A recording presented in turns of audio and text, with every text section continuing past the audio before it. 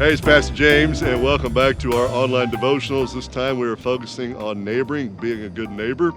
As we've said before, we're doing this on location, and we are at Saddlebrook this morning, one of the subdivisions of the city. And we're just here to remind you that when we're talking about being a good neighbor, we're not talking about doing it in concept, but we're talking about doing it in practical reality, right here in a neighborhood just like this, being a good neighbor to the people around you.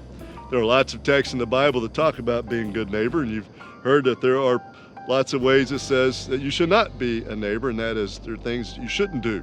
There's a lot of things about what you should do, which makes for a good neighbor. And I want to leave us, as we're getting near the end of this devotional series, with this one from Romans 15:2.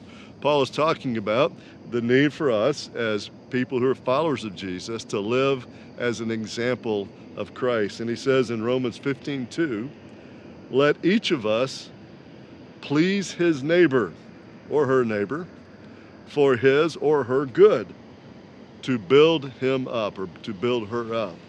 Let each of us please his neighbor for his good, to build him up. Paul makes that statement not about neighbors that are fellow Jews, because that's not just the context that he's talking about. He's saying that to everybody. And neighbor, for Paul, fits into that category of the people around you.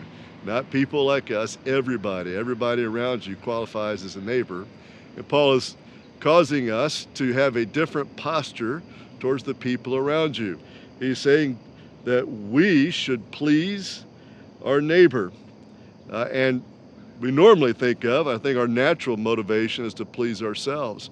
But to do so is not the way that Jesus lived. He lived to bring us joy and to live for our good.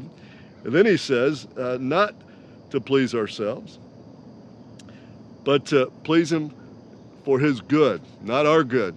He's saying to our posture towards our neighbor of goodness, of loving that neighbor, of showing support and care for that neighbor.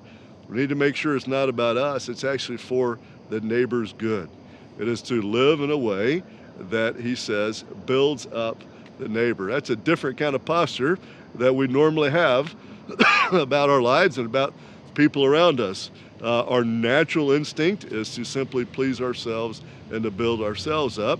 And perhaps we may be willing to share pleasing ourselves and building ourselves up with pleasing others and building others up. But Paul pushes it a little bit further and says, look, live to do good and to please your neighbor and to build them up.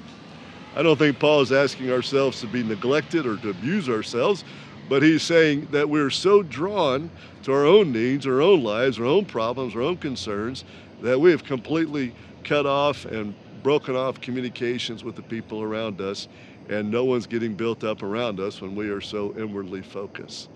What would it look like to build up your neighbor? How can you do that? How can you give an encouraging word when you catch them on the sidewalk? Can you compliment their garden? Can you compliment their kids? Can you say something kind about that you hope for their day, a blessing you have for their day, or an inquiry at the end of the day, how their day went, and to give them encouragement? Everybody at the end of some day is down. They're broken, they're hurting, they're worn out, and you may catch them on a day when they simply need to hear somebody speak a good word to them and encourage them and to build them up. It may be hard to do that when you're racing to and fro, dropping kids off, going to work, getting chores done, but just take a break, stop.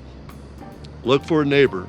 Look for a neighbor in a way that you can do something to encourage them, and by encouraging them, build them up.